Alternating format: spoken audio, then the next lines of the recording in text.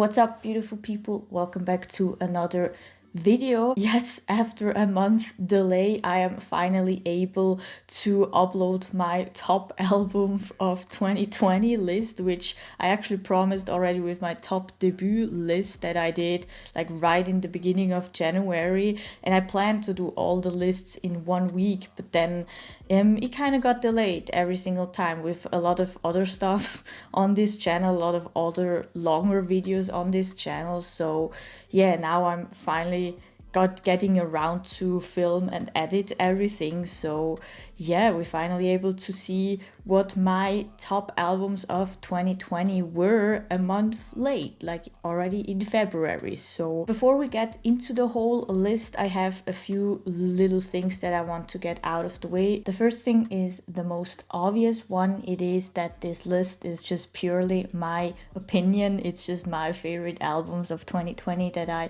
would like to share with you guys. And of course, I'm always curious to know what your favorites were, so let me know down in the comments below how your list would look like of your favorite albums of 2020. The second thing is also like the last thing. It has like some under points, is that this list is made with some ground rules. They're similar with the ones that I already explained in my top debut video. The first one being that in this one you won't find any debuting albums or EPs in this list. For that I really did the other list that I already did, the first one, the top debuts of 2020, just to also make the list a little smaller and to make it a little compactor. So I really shine the light on the debuts on that list, and then in the all albums and songs I really just go over the already existed groups that are longer active already. The second one is that there were only one album/EP allowed per group or per solo artist. So there is a bigger diversity in the whole album list than just having, maybe just Luna, Dreamcatcher and ITZY throughout the whole list or something like that, if you know what I mean. So there's a lot more diversity going on in the actual list itself. One thing though, if a solo artist comes from already existing groups and they both decided to release an album EP in the same year, it could be possible that the solo artist could be on the list and the group on the list, if you know what I mean. Those two were actually the most ground rules. Sorry, I'm always looking down. I have my notes here. I'm just checking right now if I put down everything. Yeah, I put down everything. So those were like the two ground rules that I did for the album EP list. So yeah, I think without further ado, we're just gonna jump right in and start with number 10. Number 10 is actually a really pretty recent EP that came out, and I had a big enjoyment. I got a big enjoyment out of it. It is Taeyeon's What Do I Call You. The reason we got Taeyeon's What Do I Call You at number 10, even being a really recent release, is it was and still is a perfect winter album for me. Taeyeon's voice just has the ability to warm you up from the inside out, and a lot of the songs in that EP had that cozy, chill, stay at home while outside it's snowing and cold vibes, if you know what I mean. So they complemented each other really, really well. So that's why for me it was like that perfect album for the time it came out. I already said it also in the first listen there. So yeah, it's the best way I can describe why I love this album so much. What do I call you?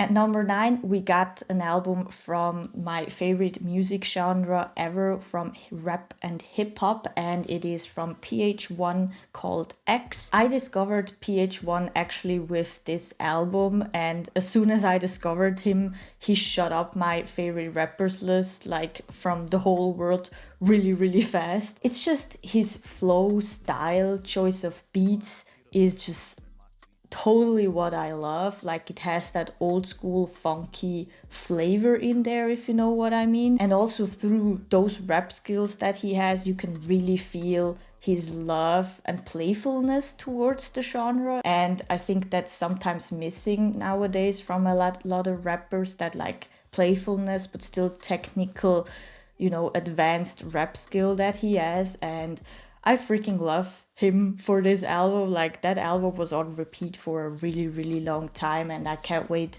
to see what he got for us this year. You go hard, then back it up. Why don't you just quit now? Pack it up, pack it. You better blame my circle.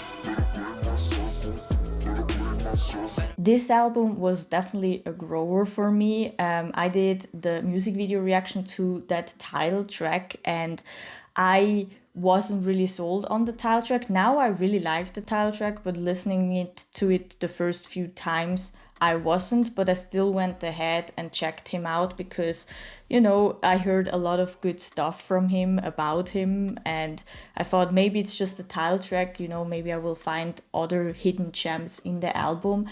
And I was definitely pleasantly surprised. Like, you can see he's at number 8 in this list, and I definitely love the way he plays around with genre and constructs of songs, like how a song is constructed. He likes to play around and add new instruments and stuff like that. And I love when someone is so creatively open, and you could really feel that in that album. But that said, the more slower songs are more my vibe with him.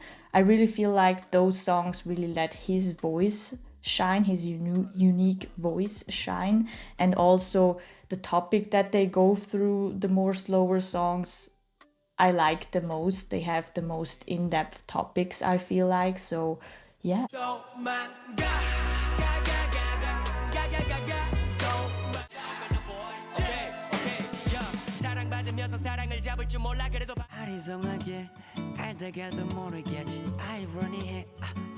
And number 7, we got Don with Don Diddy Don, his first EP under P Nation. He's actually another rapper slash singer like Mino that really loves to play around with different genres. And I actually could recall everything I said about Mino's album Take about Don's Diddy Don, but just the execution I liked a lot more in Don's Don Diddy Don. It felt a little bit more focused than Mino's, even though he was also playing around with different genres in different songs. I felt more enjoyment listening to his songs, or like the just amount of tracks that I liked from the EP were just basically all of them, while in Mino's I had a few tracks that I wasn't particularly a fan of.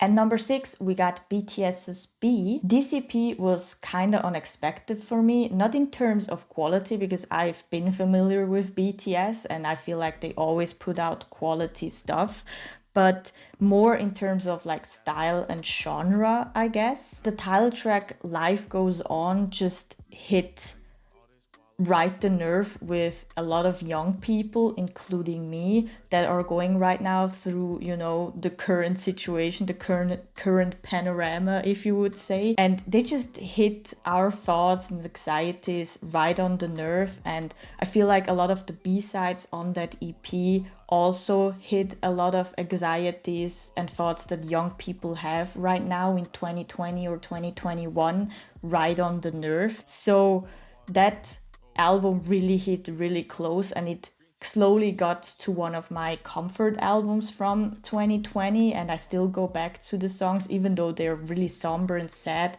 they still give me comfort in knowing I'm not the only one going through those thoughts and anxieties. Because of that, it just felt so healing, and at the exact correct timing too, because it came out in fall 2020 when like most part of the world got hit by the second wave and the second quarantine time and all that, and it just felt like hope kinda, and really healing, that album. So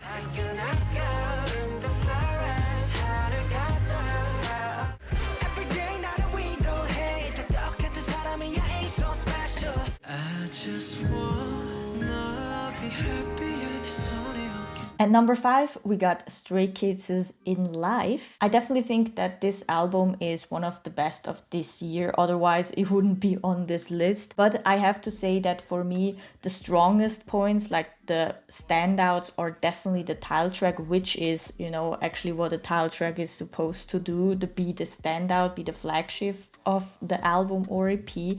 And they do that really well, those two title tracks.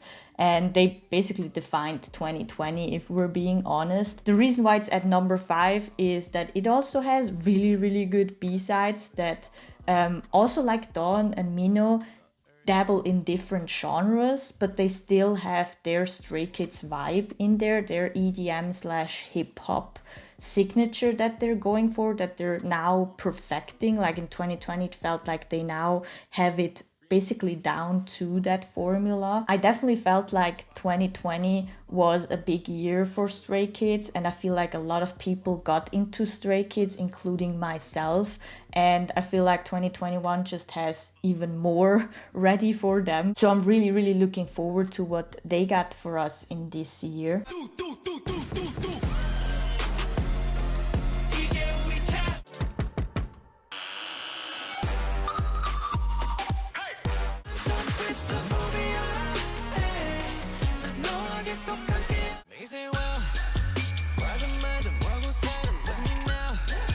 At number 4, we got Blackpink's The Album. If you didn't know yet, I love Blackpink to death.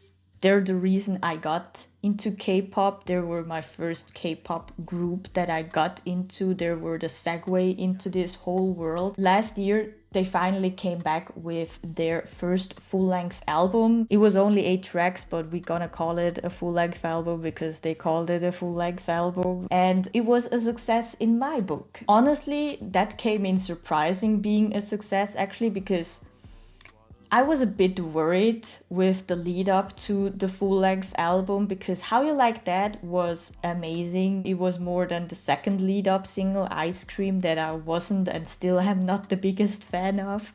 The only like redeeming part of the whole song being Lisa's rap part for me. So I was freaking relieved and happy when I heard the title track Lovesick Girls, and that one being kind of a mix of As If It's Your Last and Stay, finally giving us like something different again, not that, you know, repeating drop kind of thing, if you know what I mean. It felt a little lighter, not as EDM hip-hop heavy as a lot of their title tracks before.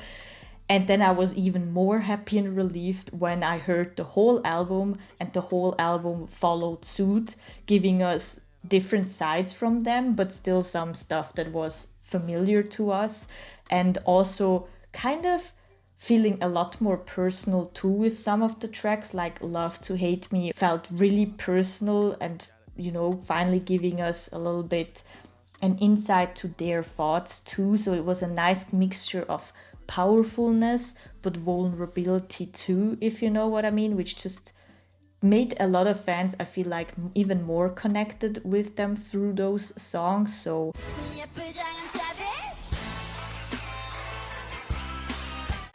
crazy over you.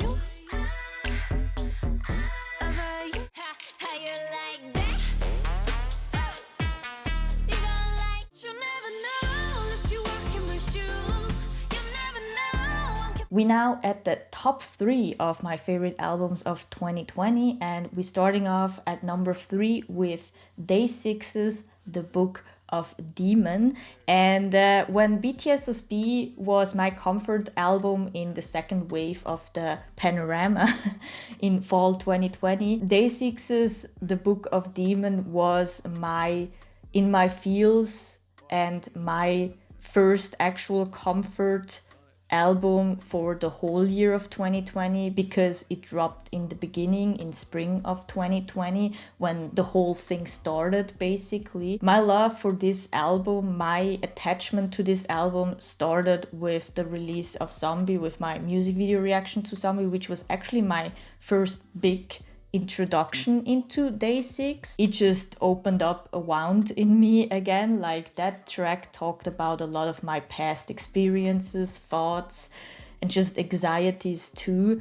And then hearing that a lot of their members are going on hiatus because also of their mental health just hit even personal for me. And in that way, I kind of fell in love with them. I know it's a really weird thing to say, but because we shared similar thoughts, anxieties, and experiences, I felt really connected to them and to their music.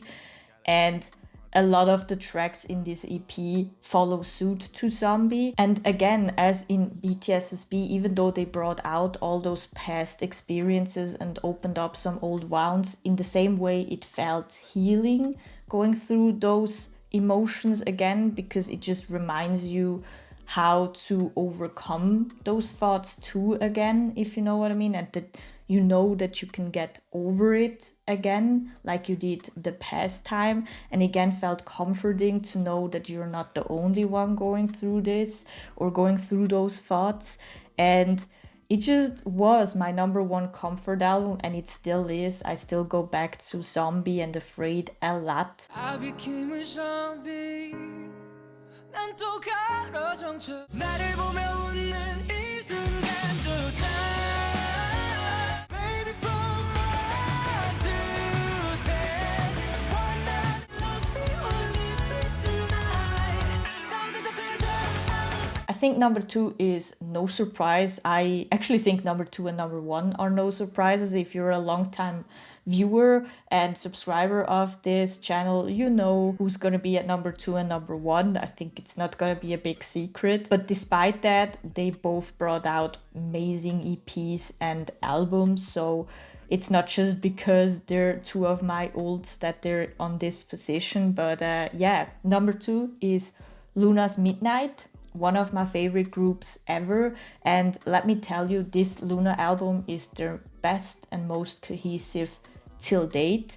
And the reason why I'm saying this is that a lot of time Luna's album itself never ranked high in my list when I did that in my head the past years because of their cohesiveness. It always hindered them on going really high on my list, not because of their songs that they're bad or something like that. It really just was the cohesiveness of the EP itself. If you would go through it track by track and not listen to it like in bits and pieces, if you know what I mean, because Luna doesn't do bad songs. They're not capable of, like the number 1 spot, they're not capable of doing bad songs. This time around, they got it down. Every single song again was a banger, and it weirdly fitted all together, from the really craziness that is Why Not to the explosive new tryout EDM reggaetonish oops that they never did before.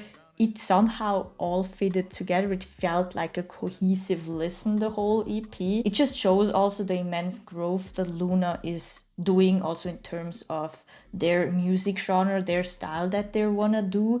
And I'm just so freaking excited for this year, because 2020 was already huge for Luna, but I feel like 2021 has a lot more in store for us.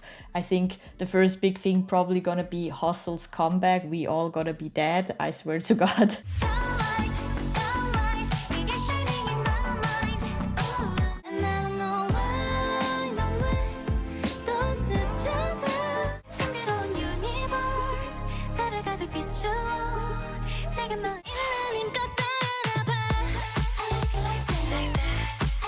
We're finally at the number 1 spot of my favorite album slash EPs of 2020 list. And like with the number 2 spot with Luna, I feel like the number 1 spot won't be surprising either. It is Dreamcatcher's Dystopia, The Tree of Language, their also first full-length album. The reason why this album is at number 1, it's pretty simple. It's my most listened to album of 2020 by a huge margin. So I feel like that's a really, really big, explanation on why this album is at the number 1 spot. I listen to that album a lot. And the reason for that is it's just perfect from beginning to end. Like there's not one thing I could complain about this album. It's just a perfect payoff for what Dreamcatcher was working on the past years, and it just shows them on their best sides, from their best sides. The album also perfectly shows their versatility, like not only because they're the only girl group that dabbled into that EDM, rock, metal, hip hop mix, but also that they can show a more sexy, poppyish, jazzy vibe too, like they showed in that amazingly beautiful jazz bar B-side that is just, I feel, so underrated, that just should get a lot more attention still. It's so freaking good. Please settle one, two, scream. I feel I love you. Oh, I love you.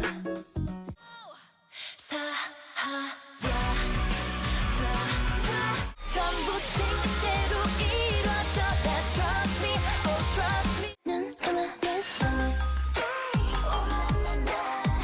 반복. We at the end of the whole list. I hope you guys enjoyed it. Like I said in the intro, let me know down in the comments below what your favorite albums/EPs of 2020 were, and be on the lookout for the top songs of 2020. I hope I won't be delaying it for another month too. It should come out the same week or at least the next week from this release right here. I hope you guys have an amazing day. Be safe and don't forget to subscribe, like, and I'm gonna see you guys on the next one. Peace. Drowning out our sorrows, holy water lost at sea. Stacking all this baller, I might cop a suburb.